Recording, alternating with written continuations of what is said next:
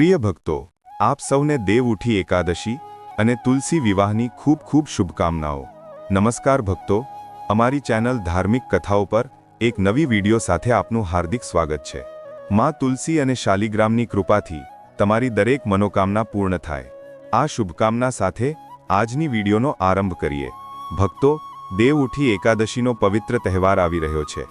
આ એ જ શુભ દિવસ છે જ્યારે સ્વયં ભગવાન શ્રી વિષ્ણુ 4 મહિનાની યોગ નિદ્રામાંથી જાગે છે અને સૃષ્ટિમાં ફરીથી ધર્મ, સત્ય અને મંગળની ઊર્જાનો પ્રવાહ વહે છે। આ દિવસથી લગ્ન, માંગલિક કાર્યો, ગૃહ પ્રવેશ અને શુભ કાર્યોની શરૂઆત કરવી અત્યંત ફળદાયી માનવામાં આવે છે। દેવ ઉઠી એકાદશીનું વ્રત રાખવાથી જીવનની તમામ બાધાઓ દૂર થાય છે, ધન સમૃદ્ધિની પ્રાપ્તિ થાય છે અને ઘરમાં સુખ શાંતિનો વાસ થાય છે।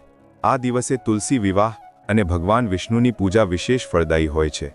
તેથી ભક્તજનો પૂરી શ્રદ્ધા અને ભક્તિ સાથે આ દિવસે ભગવાન વિષ્ણુનું જાગરણ કરે, દીપ પ્રગટાવે અને સચ્ચાઈથી વ્રત અને પૂજન કરે, કારણ કે આ એવો દિવસ છે જ્યારે સ્વયં શ્રીહરિ વિષ્ણુ તમારા જીવનમાં ખુશીઓના દ્વાર ખોલે છે।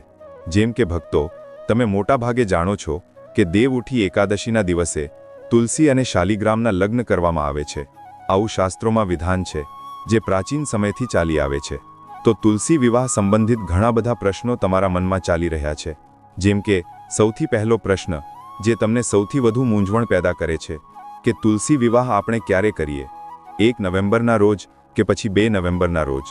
બીજો પ્રશ્ન છે કે જો ઘરમાં શાલિગ્રામજી નથી તો તુલસી વિવાહ આપણે કેવી રીતે કરીએ? અને આગળનો પ્રશ્ન છે કે એકાદશીના દિવસે જો આપણે તુલસી વિવાહ કરીએ તો શું તુલસીમાં જળ આપી શકીએ, તુલસીને સ્પર્શ કરી શકીએ? કારણ કે સામાન્ય રીતે તો આપણે એકાદશીના દિવસે તુલસીમાં જળ પણ નથી આપતા, તેમને સ્પર્શ પણ નથી કરતા। આવી સ્થિતિમાં એકાદશીના દિવસે તુલસી વિવાહ કેવી રીતે કરવું? તમારો આગળનો પ્રશ્ન છે કે શું માત્ર સૌભાગ્યવતી મહિલાઓ જ તુલસી વિવાહ કરાવી શકે છે? એ સ્ત્રીઓ કે જેના પતિ આ દુનિયામાં નથી, શું તે તુલસી વિવાહ નથી કરાવી શકતી? અથવા તો કુંવારી કન્યાઓ, શું તે તુલસીનું વિવાહ નથી કરાવી શકતી? અને તમારો આગળનો પ્રશ્ન છે કે જો ઘરમાં 2 તુલસી હોય કે 2 થી વધુ તુલસી હોય તો શાલિગ્રામનો વિવાહ કોની સાથે કરાવવો? શું બધી તુલસી સાથે વિવાહ થશે કે પછી કોઈ એક સાથે? આગળનો પ્રશ્ન છે કે શું એકાદશીના દિવસે વાળ ધોઈ શકાય છે? અને આ પ્રકારના અન્ય ઘણા પ્રશ્નો છે જેના ઉત્તર તમને આજની વિડીયોમાં મળવાના છે। તો વિડીયો ખૂબ જ મહત્વપૂર્ણ છે, પૂરી જરૂર જોજો, ત્યારે જ તમને બધું બરાબર સમજાશે। આ સાથે જ જો વિડીયો સહેજ પણ સારી લાગે તો એક લાઇક પણ જરૂર કરજો, કારણ કે તમારા લાઇક્સ, તમારા કમેન્ટ્સ અમારા માટે ખૂબ જ મહત્વપૂર્ણ છે। આ એકમાત્ર એવું માધ્યમ છે જેનાથી અમને ખબર પડે છે કે તમને આ વિડીયો ગમે છે અને તમારા માટે આ વિડીયો ઉપયોગી છે। તો જો વિડીયો સારી લાગે તો લાઇક તો ચોક્કસ કરજો। તો આજની આ વિડીયોમાં આપણે તુલસી વિવાહથી લઈને પૂજાપાઠ સુધીની સંપૂર્ણ માહિતી જાણવાના છીએ। ખૂબ જ જ્ઞાનવર્ધક વિડીયો સાબિત થવાનો છે। તમારા બધાની મૂંઝવણ આ વિડીયોમાં દૂર કરવાના છીએ અને તમારા જે પણ પ્રશ્નો છે તેના ઉત્તરો પણ અમે આ વિડીયોમાં આપીશું। તેથી અંત સુધી તો તમારે જોડાયેલા રહેવું જ પડશે, ત્યારે જ તમારા સવાલોના સાચા ઉત્તરો તમને પ્રાપ્ત થશે। તો ચાલો તમારો વધુ સમય બગાડ્યા વિના માહિતી શરૂ કરીએ।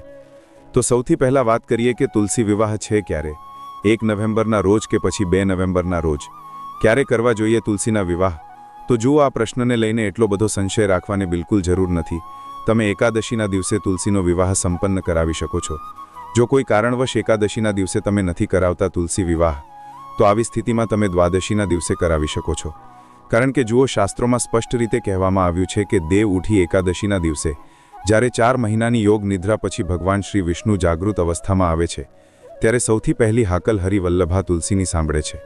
આવી સ્થિતિમાં એકાદશીના દિવસે જ્યારે ભગવાન શ્રી વિષ્ણુને આપણે જગાડીએ છીએ તેના પછી તેમના શાલિગ્રામ સ્વરૂપનો વિવાહ તુલસી સાથે કરાવવામાં આવે છે। તો એકાદશીના દિવસે તમે તુલસીનો વિવાહ કરાવો છો તે અત્યંત શ્રેષ્ઠ ગણાશે।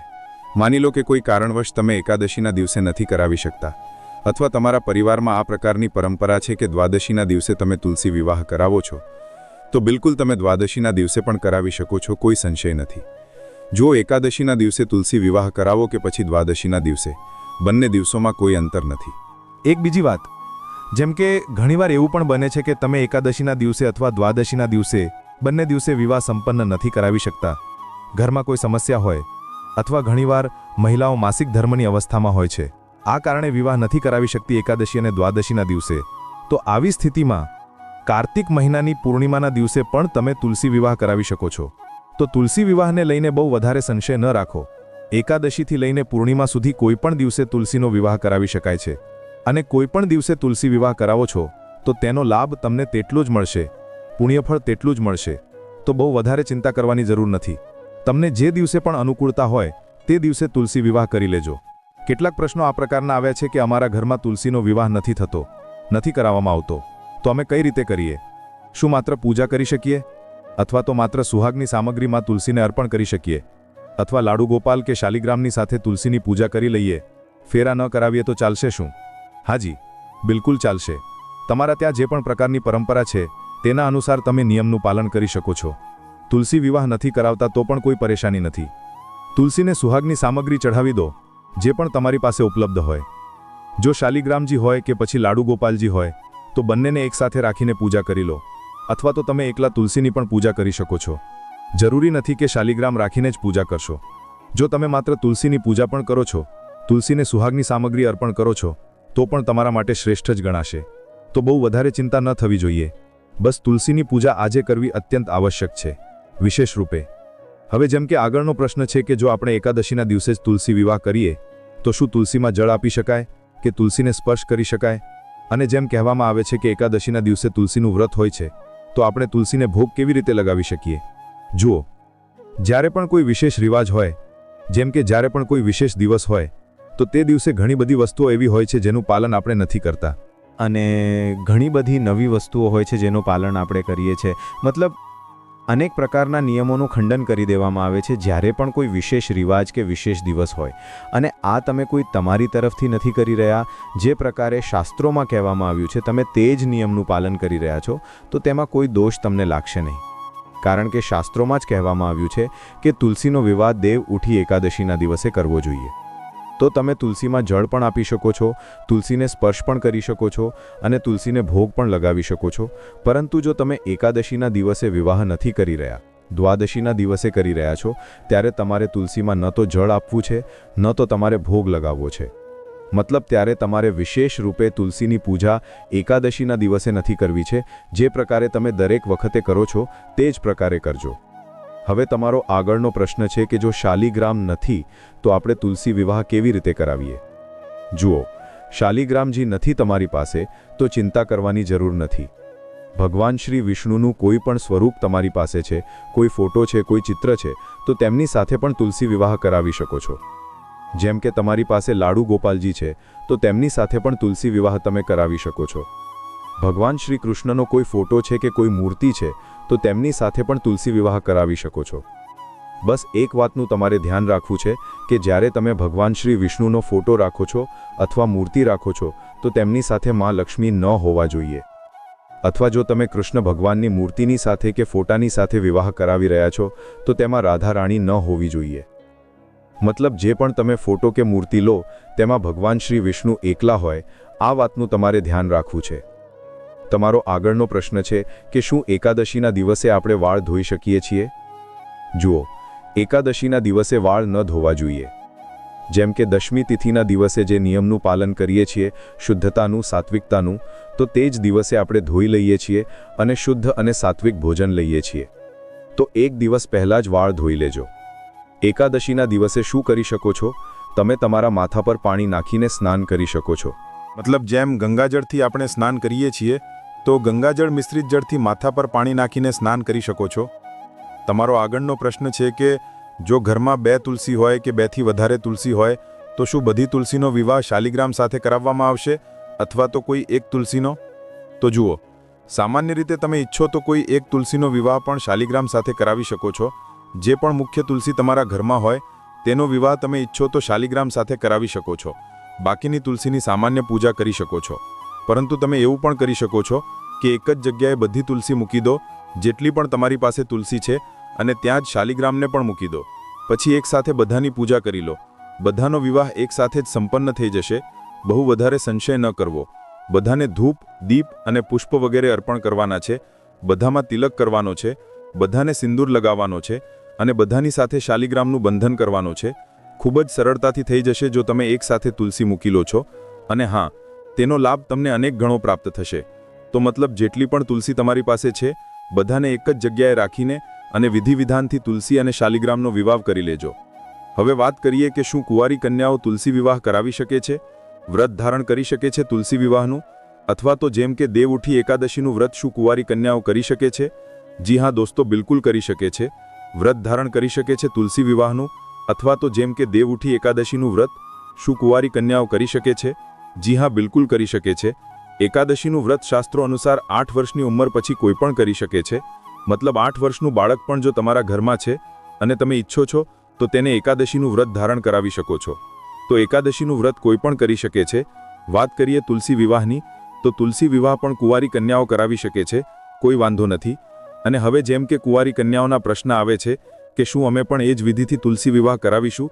જી હા, તુલસીનો વિવાહ એક જ વિધિથી થાય છે. કોઈ પણ કરાવશે તે જ વિધિથી થશે. આગળનો પ્રશ્ન છે જે ઘણી મહિલાઓના મનમાં હશે કે અમારા પતિ આ દુનિયામાં નથી, તો શું અમે તુલસી વિવાહ ન કરાવી શકીએ? શું અમે તુલસીમાં સિંદૂર ન લગાવી શકીએ? તુલસીને સુહાગની સામગ્રી ન અર્પણ કરી શકીએ? શું માત્ર સૌભાગ્યવતી મહિલાઓ જ તુલસી વિવાહ કરાવી શકે છે?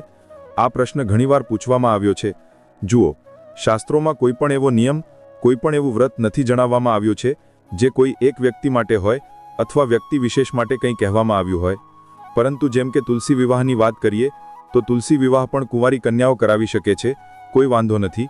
અને હવે જેમ કે કુંવારી કન્યાઓના પ્રશ્ન આવે છે કે શું અમે પણ એ જ વિધિથી તુલસી વિવાહ કરાવીશું? જી હા, તુલસીનો વિવાહ એક જ વિધિથી થાય છે.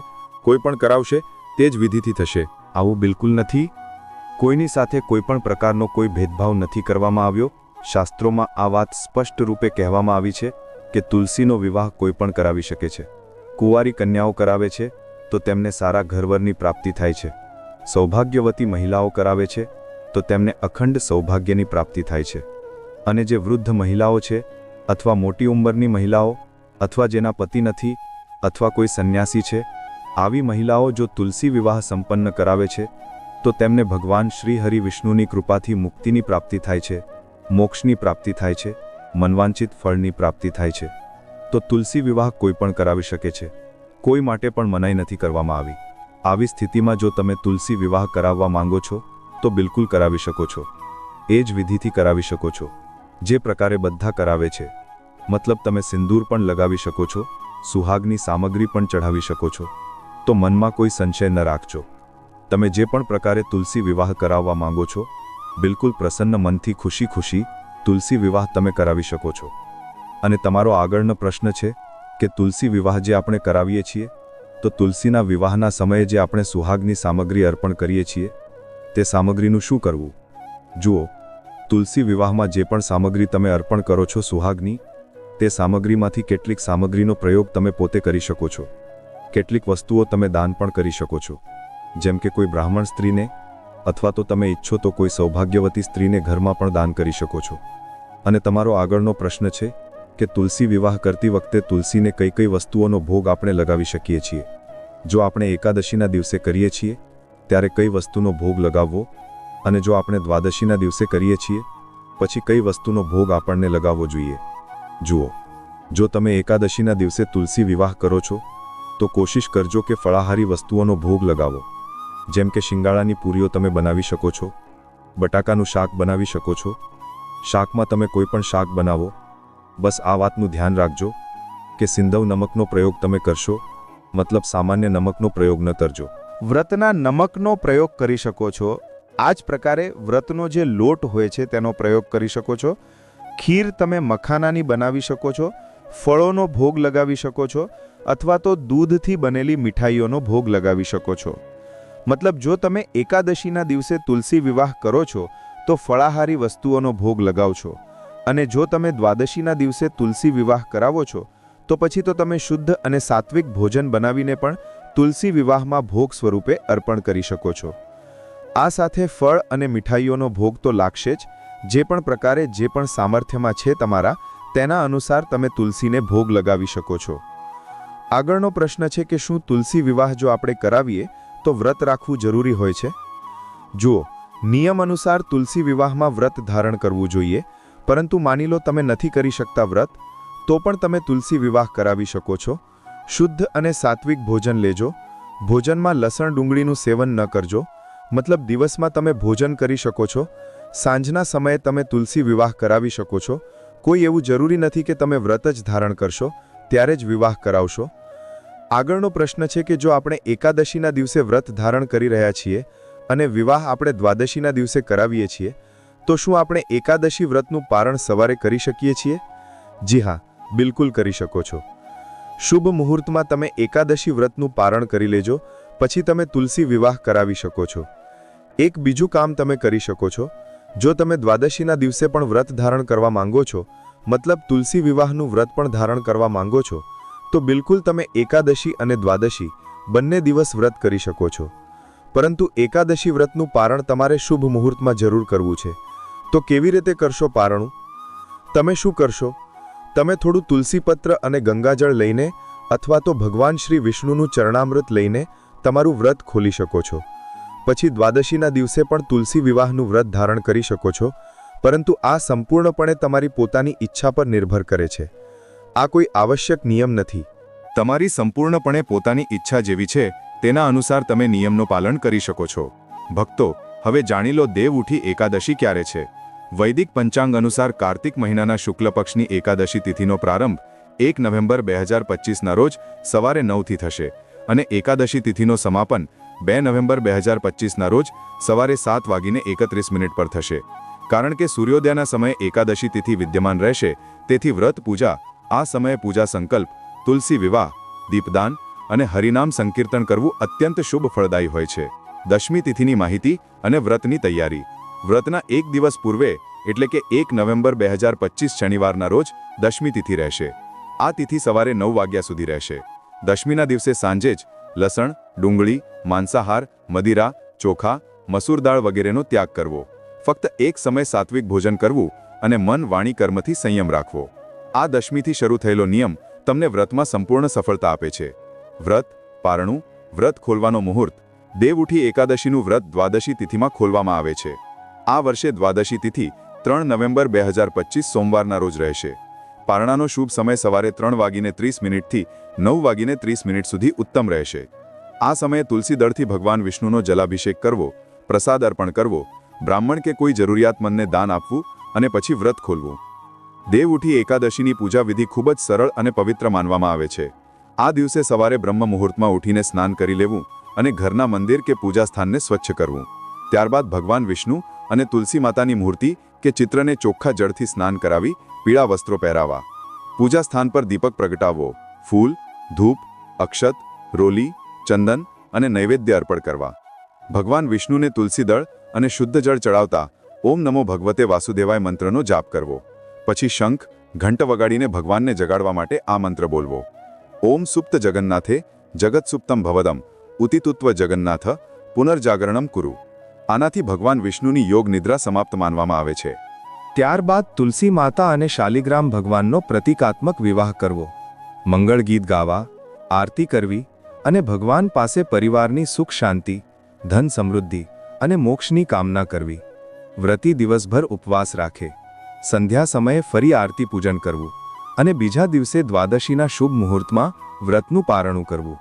ભક્તો, દેવઉઠી એકાદશી અને તુલસી વિવાહનો આ પવિત્ર તહેવાર ભક્તિ, પ્રેમ અને શુભતાનો સંગમ છે.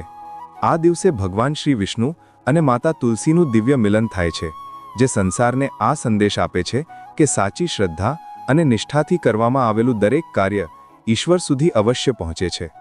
આજના દિવસે તમે પણ તુલસી વિવાહનો આ પવિત્ર અનુષ્ઠાન મોટી શ્રદ્ધાથી સંપન્ન કર્યું છે. નિશ્ચય જ તમારા જીવનમાં ભગવાન શ્રી હરિની કૃપા અને માતા તુલસીનો આશીર્વાદ સદા બની રહેશે. આ શુભ અવસર પર તમને સૌને વિનંતી છે કે તમારા ઘરોમાં તુલસી સદા રહે છે, ત્યાં પાપ, રોગ અને દરિદ્રતાનો પ્રવેશ થતો નથી. જો તમને આ પાવન માહિતી પસંદ આવી હોય તો વિડીયોને લાઇક કરો, ચેનલને સબસ્ક્રાઇબ કરો અને કમેન્ટ બોક્સમાં જય શ્રી હરિ, જય તુલસી માતા અવશ્ય લખજો. મળીએ આગલા શુભ પર્વની દિવ્ય માહિતી સાથે. ત્યાં સુધી જય શ્રી વિષ્ણુ, જય તુલસી માતા. વિડીયો અંત સુધી જોવા માટે તમારો ખૂબ ખૂબ આભાર. જય શ્રી કૃષ્ણ. ધન્યવાદ.